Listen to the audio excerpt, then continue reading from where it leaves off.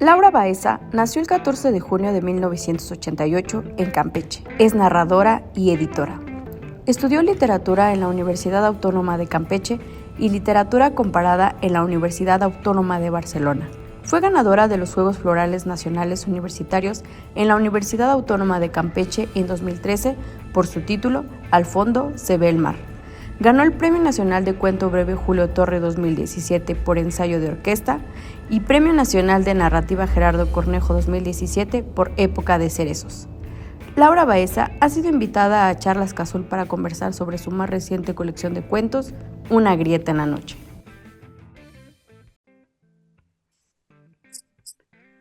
Laura, querida, bienvenida a la Casa Universitaria del Libro, al CASUL. Vamos a hacer una entrevista sobre tu libro, Una grieta en la noche.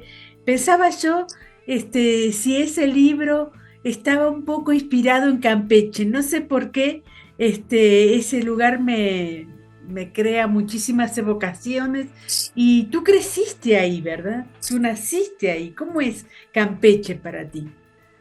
Hola Mónica, ¿qué tal? Muchas gracias por el espacio y bueno, Una grieta en la noche no está vinculado. Yo nací y crecí ahí, sin embargo, el libro todo está escrito a partir de mi vida en la Ciudad de México. Ujú.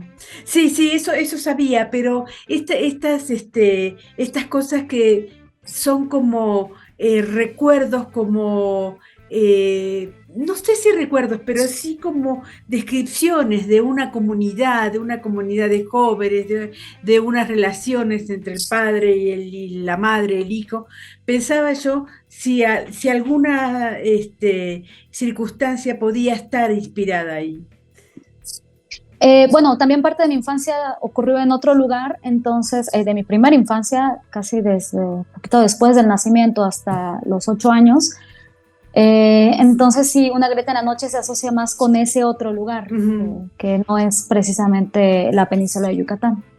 Una de las cosas que más me conmueven de ti es que escribes, vas a enojarte un poco, pero me parece que escribes mejor cuentos que novelas. Es una cosa que me parece a mí. Hay como cierta concepción del cuento, cierto espacio que tú respetas mucho más que la novela, pero esto también estás empezando, ¿no? No quiere decir que no te vayas luego más a la novela, ¿no? Bueno, he publicado más cuentos, sin embargo he escrito algunas novelas. Ujú. Mm, yo creo que, bueno, mis novelas son totalmente realistas y en el cuento me permito otras cosas, Claro. como experimentar con distintas voces, estructuras y, y bueno, también arriesgarme por otro discurso. En el caso de Una grieta, y creo que de lo anterior que he escrito, Una grieta es el tercer libro de cuentos y novelas he publicado apenas una, pero hay otras. Una grieta en la noche experimento más con otras cosas, con la distorsión, que también me interesa mucho ese camino de la ficción. Sí, eso es lo que te quería plantear, el tema de la distorsión y el tema también de cierto espacio que no tiene que ver con la realidad, digamos, ¿no? En tu novela que es La nieve, ¿cómo se llama? ¿Perdón? ¿Cómo se llama la novela Nieve en Niebla ardiente. Niebla Ardiente?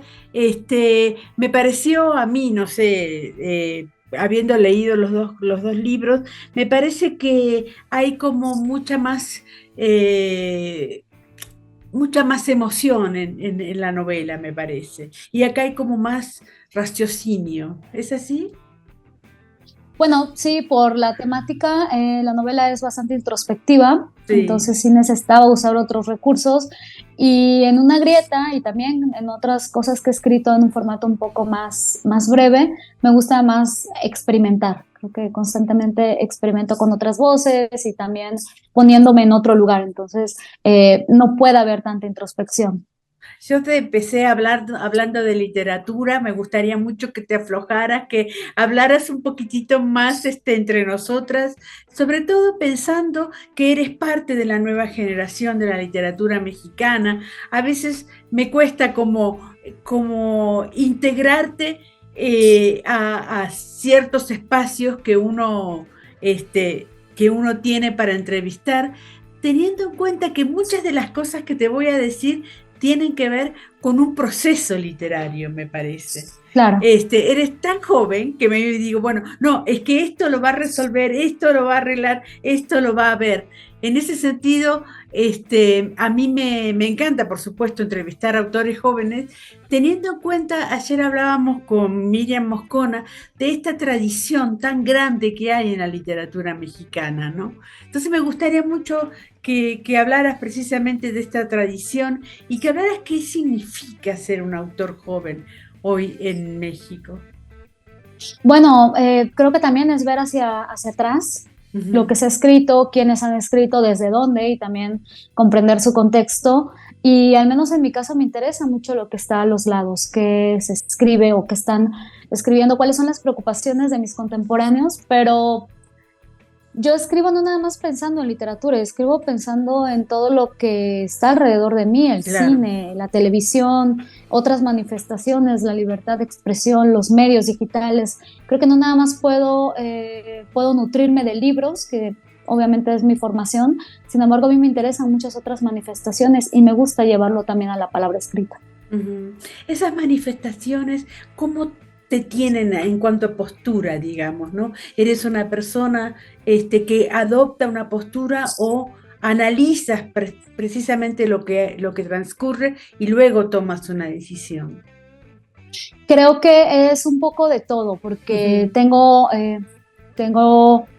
afinidades y trato de mantenerme fiel a esas afinidades, o sea, ser coherente. Sin embargo, necesito también indagar en otras perspectivas para comprender y no nada más ser totalmente voluble o parcial. Creo que también estamos inmersos en una estructura o en una sociedad donde nos bombardea todo tipo de información y la desinformación también. En cuanto a los principios que a mí me rigen o las cosas que a mí me interesan, creo que uno de esos es prestar atención a más de la versión única. Uh-huh.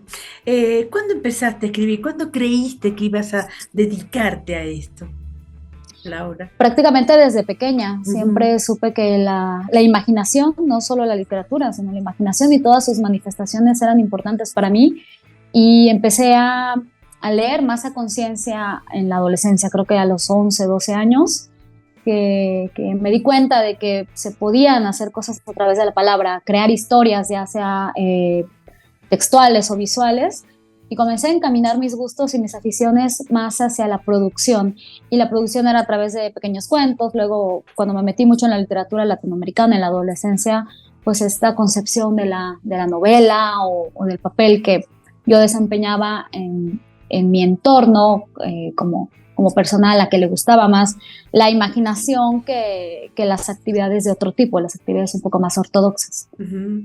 Crear personajes como Julián, por ejemplo, que es maravilloso, ese personaje que a mí me parece que puede dar incluso para una novela, es una genialidad haber encontrado ese personaje, haber encontrado otros personajes en los cuentos. ¿Cómo te imaginas esos personajes? ¿Cómo los construyes? Bueno, Julián, que es la voz que narra en Quinto Round, a mí me interesa mucho también ver, o sea, no ver desde los ojos de los adolescentes, sino ver qué sucede con ellos, porque estoy Claro. muy familiarizada con los adolescentes, tanto por el trabajo como por otras actividades. Y este cuento me permitió también regresar a mi adolescencia, que era lo que a mí me preocupaba o que me llamaba la atención. Entonces creo que un personaje lo construimos a partir de nosotros mismos, de lo que nos asombra y lo que nos sigue causando un poco de miedo. Uh-huh. En ese sentido, hay muchos personajes que te vienen imaginativamente, y cómo vas construyendo las historias alrededor de ellos. Creo que primero pienso en una escena. En una escena. Estoy bastante, sí, me gusta mucho lo visual, entonces pienso en algo en concreto y después cómo llegar a eso, a ese golpe del final de un relato. Y a partir de ahí voy construyendo la voz que va a contar la historia. Me gusta mucho pensar en qué va a pasar en la vida de este personaje para llegar a esa conclusión. Y voy construyendo siempre de atrás hacia adelante. Creo que para algunos es más sencillo construir un personaje o tener un personaje en mente y después darle un conflicto. Para mí es al revés. Creo que siempre me interesa más escribir a partir del conflicto y luego tener las herramientas para configurar un personaje y darle pensamientos, darle esencia, una voz que lo haga único. Los conflictos de todas maneras siempre están a tu vera, digamos, viviendo en un país como México, ¿verdad? Sería imposible hablar, Sí, claro. al menos en mi caso sería imposible hablar de algo que desconozco Uh-huh. y lo que conozco más es esto, es esta convulsión en la que vivimos constantemente en espacios no seguros ni en la infancia y mucho menos en la adultez, así que cada uno de los personajes se va labrando su destino y a veces ni siquiera eso. Uh-huh. ¿Cómo estuviste en esta final de Páginas de Espuma para ganar el Ribera del Duero? Estabas ahí junto con Liliana Colanzi, parecía que una o la otra iban a ganar, finalmente ganó Liliana. En ese contexto, ¿qué significa para ti un premio tan importante, teniendo en cuenta que eres una autora muy joven, que recién empieza y que de pronto aparece esta posibilidad de un premio? Bueno, Páginas de Espuma es la editorial de cuento más importante en español, entonces ya haber sido tomada en cuenta dentro de los finalistas para mí era algo prácticamente inabarcable y enorme. Y bueno, ahora formar parte del catálogo también lo es. Eso me permite llegar a lectores de otras latitudes a través de lo que más me representa, que son las voces de mis personajes. Por lo tanto, creo que el nuevo escenario del cuento latinoamericano o el cuento hispanoamericano o un poco más amplio, el cuento en español, a través de una plataforma como Páginas de Espuma es fantástico. Uh-huh. ¿Qué es el cuento para ti? Creo que el cuento para mí es el formato que me permite mayor libertad y la libertad de experimentar una y otra vez y también que requiere mucho por parte del autor y por parte del lector. No es un género menor, al contrario, es un gran género por sí mismo. Uh-huh. Yo a veces te veo como escritora rezongar por todas esas cosas que nos proponen sin pagarnos, que cada vez son más y que cada vez, bueno, que te paguen algo ya es complicado. ¿Qué significa para ti este camino, digamos? ¿Es un camino donde no vas a obtener dinero, donde le dices a tus padres, voy a ser escritora y así? ¿Qué significa para la nueva generación un trabajo como este? Un compromiso igual que cualquier otro trabajo. Yo afortunadamente mi familia no, creo que si yo me hubiera dedicado a cualquier cosa iba a tener el mismo reconocimiento y el mismo apoyo porque esto viene de mí y es algo con lo que me siento plenamente feliz y totalmente identificada en la creación artística. Pero creo que sí, que es necesario dignificar el trabajo de cualquier persona, sea un trabajo técnico o un trabajo intelectual a través de una remuneración justa. Creo que ahora se hace con mucha más frecuencia precisamente por eso, porque otras generaciones están dignificando ese trabajo que es su trabajo, pero también es el trabajo de quienes han estado antes. A mí me parece totalmente válido. Puede ser que no se trate nada más de una remuneración económica, pero puede haber otro tipo de visibilización de lo que nosotros hacemos y de las gestiones que hacen editores, correctores, difusores de la literatura, etc. El panorama es bastante complejo. Yo no podría decir que no se trabaja si no hay una remuneración, porque también hay otro tipo de visibilidad. Sin embargo, creo que poco a poco se puede ir haciendo un poco más factible que siempre exista un tipo de remuneración.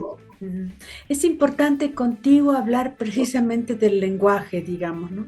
No necesariamente de las anécdotas que pueblan las novelas, que pueblan los cuentos, sino también qué relación tienes con este lenguaje tan especial que maneja la literatura. Para mí es importante porque creo que antes no estaba tan consciente y yo solo lo hacía por intuición. Sin embargo, conforme he estado leyendo a distintos autores y empapándome un poco más del contexto, me doy cuenta de que el lenguaje es todo y el lenguaje está vivo, el lenguaje muta. No comprendo cuando quieren aparecer como paladines de la ortodoxia y que no podemos asumir ciertas identidades porque el lenguaje no lo permite. Creo que el lenguaje es lo más accesible que tenemos y hay que ponerlo siempre por encima de todo. Hay que visibilizar también todo a través de las palabras, porque si no ponemos lo que somos y lo que son los demás por medio de la literatura o de cualquier otro discurso, entonces el lenguaje no nos sirve de nada, ¿no? No es un medio pleno de expresión. Sí, el lenguaje, por otro lado, tampoco tiene esta RAE, ¿no? Que todo lo comanda, digamos. Es un lenguaje que se maneja libre, ¿no? Sí, y a mí eso me encanta porque también somos producto de nuestro tiempo y los discursos, ya sean literarios, musicales, visuales, son producto de este tiempo de la asimilación que hacemos. Creo que en unos años nos va a dar risa esta pelea encarnizada entre quienes quieren preservar las normas, pero al final no las cumplen, y quienes pues simplemente están experimentando también con la lengua. Sí, sobre todo también a veces me parece que tiene que ver un poco con el tema del feminismo, el tema de esta condición que ahora está como más expuesta, ¿no? Que antes no estuviera, porque siempre estuvo la lucha para poder lograr esa cierta equidad, pero a veces pienso que discutimos sobre el lenguaje inclusivo, pero no nos damos cuenta de que la televisión sigue siendo patriarcal como todos los años y que las chicas son de 20 años y los hombres son de 70. Entonces es como complicado eso, ¿no? Sí, o en los programas deportivos. Claro. Ahí es donde, como si a nosotras no nos gustaran los deportes o cualquier otra manifestación que siempre ha estado muy sesgada. Yo creo que también tiene que ver eso, que haya una coherencia y que no nada más sea escribir por escribir, sino abrir estos espacios y ser mucho más flexibles con otras manifestaciones. Creo que a partir de ahí y tener coherencia, de si quiero defender la lengua capa y espada, bueno, entonces también puedo defender el acceso a distintos espacios. Sí, es cierto. Ahora, ¿cómo es tu proceso para escribir? ¿Te levantas temprano? ¿Te escribes a la noche? ¿Cómo es? Que ahora debes de estar escribiendo Sí. igual, digo, no, no, no. Una cosa son los libros publicados y otras son los libros hechos, digamos. Sí, bueno, yo tengo varios trabajos como freelance Ujú. y siempre intento hacer la mayor cantidad posible de estos trabajos, tener un ingreso y después tomar un receso de un par de meses para dedicarme a la escritura. Así lo he llevado y me Ujú. va bastante bien en mi propia organización. Prefiero escribir durante el día, en la noche ya estoy muy cansada o desearía ver televisión y hacer otra cosa alejada de la disciplina de los libros. Entonces creo que también he podido adecuarme. Tener un trabajo de tiempo completo o en una oficina creo que me limitaría. Entonces yo intento mover mis tiempos para tener mucho trabajo durante gran parte del año y después no descansar, sino dedicarme a la producción. Ah, mira, es curioso porque hay mucha gente que escribe día a día, pero tú lo que haces es tener un tiempo especial para escribir y entonces ahí escribes. Es maravilloso eso. ¿Cómo te has adaptado a ese ritmo? Sí, y bueno, sin embargo, yo todo el tiempo estoy pensando en muchas cosas. Escribo Ujú. hasta que tengo la idea en la mente y prácticamente conozco cada palabra de lo que voy a escribir o conozco por dónde va a ir. O sea, ya cuando me doy ese tiempo es porque ya sé lo que voy a hacer y mientras voy alimentando este banco de ideas o intento investigar, explorar, hacer muchas otras cosas previas a la ficción, porque para mí existen tres momentos en la escritura. Uno es el de la documentación, y esta documentación puede ser una documentación tal cual, con archivos y demás, o una documentación personal a través de experiencias.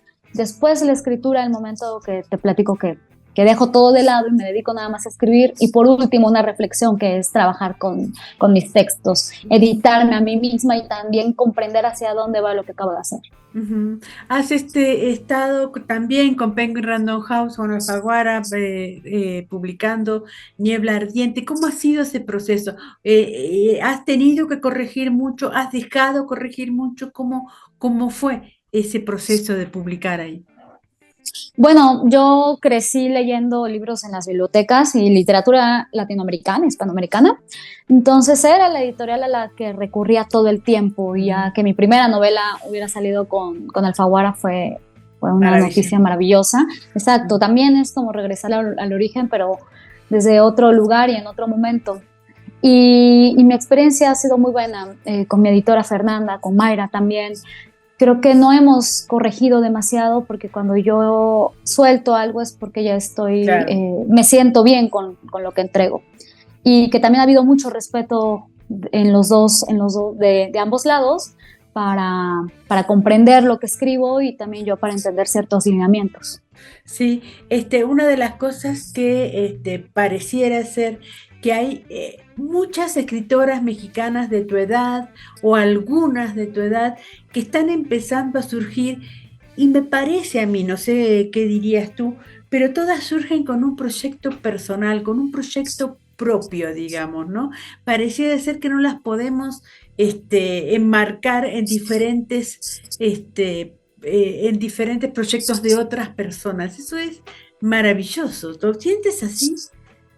A mí me encanta eso, me gusta esta individualidad, este contacto tan personal y tan único con la obra, y que sea dentro de un marco más global, quizá generacional. Creo que sería la forma un poco más sencilla de agrupar, si es que cabe el concepto, pero siempre cada una desde sus preocupaciones y desde su punto de vista. Todas venimos de contextos distintos y estamos haciendo cosas diferentes. A mí eso me gusta también, intentar comprender cuál es el origen de estas historias o de estas ideas y concepciones de la literatura, y que los géneros también juegan entre sí. Hay ficción que tiene mucho de biografía o de autobiografía, hay otro tipo de escritura que va más hacia, o sea, hacia la divulgación o hacia el ensayo, y esto, salirnos de lo encasillado y de lo rígido que han estado los géneros durante mucho tiempo. ¿Sientes que es un momento más cómodo para las mujeres ahora publicar y ser respetadas dentro de la literatura? Yo creo que es consecuencia de varias cosas, y sí, es un momento en el que hay mucha más comunicación entre nosotras.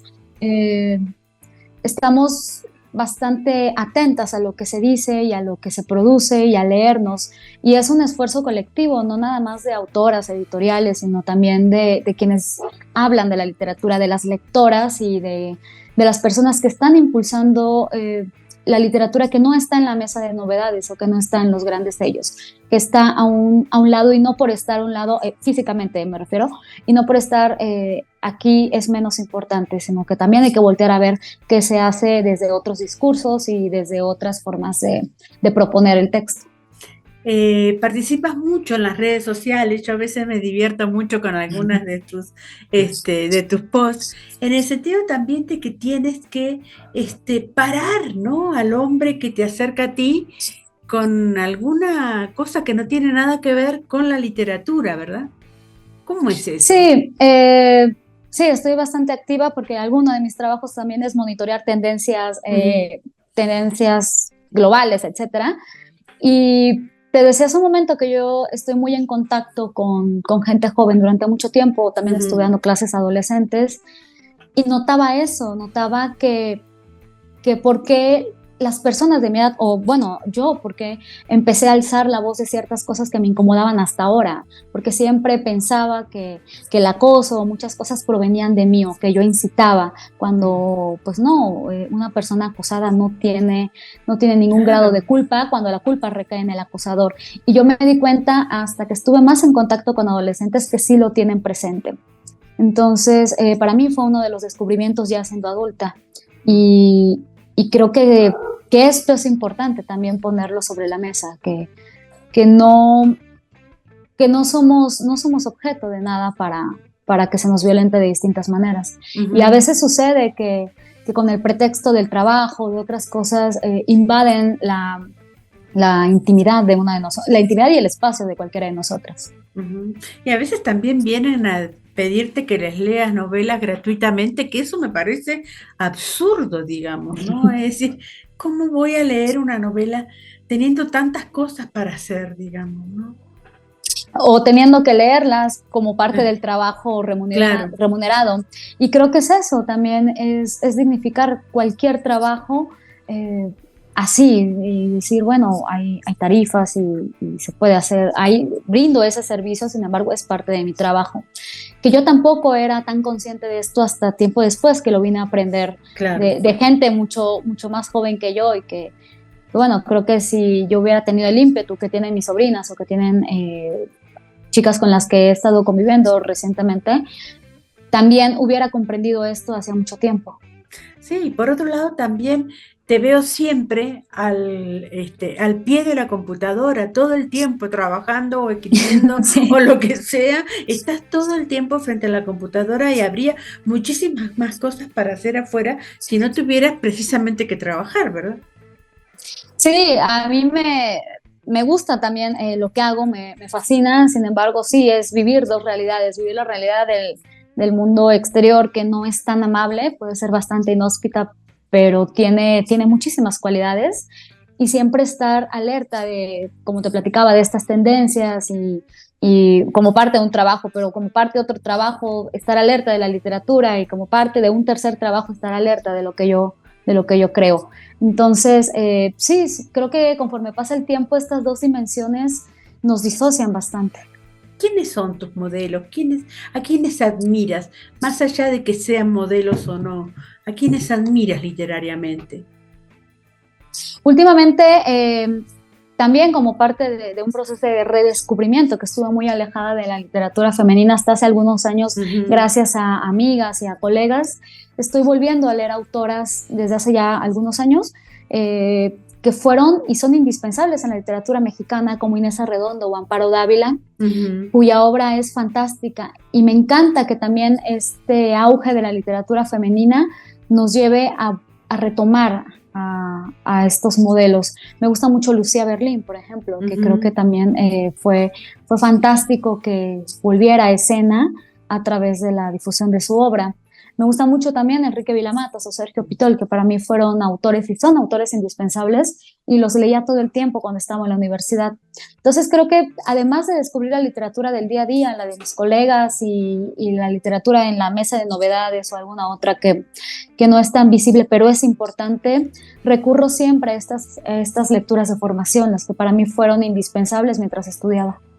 Sí, vos sabés que hace muy poquitito salió un libro relacionado con Sergio Pitol, que lo escribió Sí. Ricardo Pache, que lo escribió en Calapa, y también volví a leer los cuentos que ahí mencionaba y qué sé yo, y digo, es maravilloso poder meterse en una obra tan importante como la de Sergio Pitol, y ojalá no se olvide, ¿no? Ni la de Daniel Sada, hay un montón de Sí. escritores que tendrían que estar ahora muy presentes, ¿no?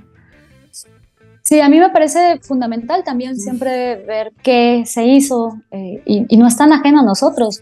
Venimos de una tradición, al menos en México, una tradición cuentística impresionante y hay cuentistas maravillosos.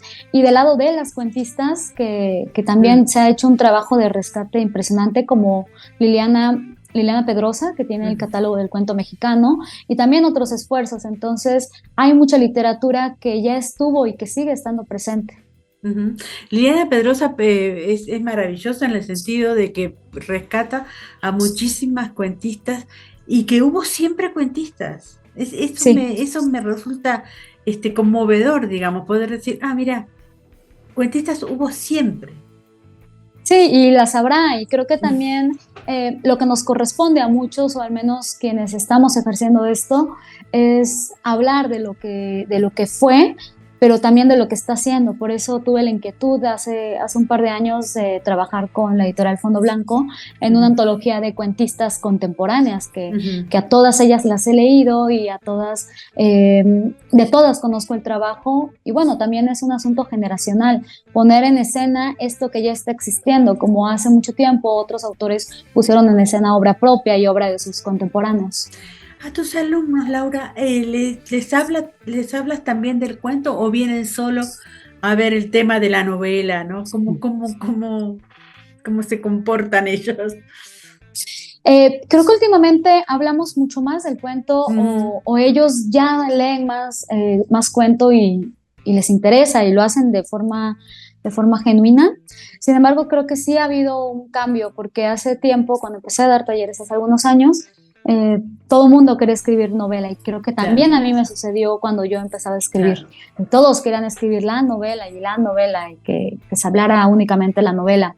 Pero estos esfuerzos en conjunto de analizar cuentos, de antologías, de editoriales tan importantes como Páginas de Espuma, y de visibilizar la literatura que es que siempre ha estado, Borges, Cortázar, a mí me gusta mucho más Cortázar, cuentista. Esto le da importancia al relato más breve, y creo que es fundamental también entender de dónde venimos, y que por su extensión no significa que sea más sencillo, al contrario, tiene otro tipo de exigencias que la novela tiene las propias, pero el relato puede tener una exploración igual de interesante. Perfecto, para ir terminando, tú hablas de una novela y hablas de un libro de cuentos. Dinos los nombres de los dos para que la gente salga urgente a comprarlos. Y por otro lado, para terminar, me gustaría mucho que hablaras un poquitito de lo que se viene. Bueno, mis libros, el más reciente, que aquí lo tengo precisamente, es Una grieta en la noche, con Páginas de Espuma, y está en todas partes. También tengo Época de cerezos, con Paraíso perdido, y Ensayo de orquesta, que está descontinuado, pero existe. Yo los y en tengo. Novela, Yo los es tengo. cierto. En novela está Niebla ardiente, con Alfaguara, también aquí en México y en todo el continente. Y sobre lo que viene, bueno, yo sigo trabajando en talleres y tratando de difundir la literatura lo más que se pueda. Y próximamente, no sé si este año o al principio del siguiente, porque sigo con Una grieta y quiero seguir con Una grieta durante un buen tiempo, tendré alguna otra novela publicada. Perfecto. Muchísimas gracias, Laura. Un abrazo. A ti, Mónica. Un abrazo. Muchas gracias enorme. al Cazul. Gracias.